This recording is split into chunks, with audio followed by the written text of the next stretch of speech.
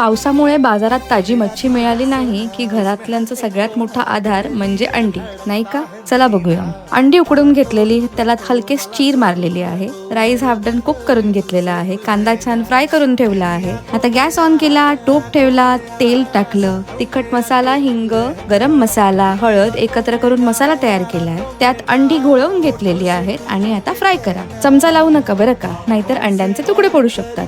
Idea आली का काय करतोय? आता ही फ्राय केलेली अंडी बाजूला काढा. त्याच मसाल्यामध्ये खडा मसाला, कांदा, टोमॅटो, मीठ, ग्रीन पेस्ट घालून मस्त परतून घ्या.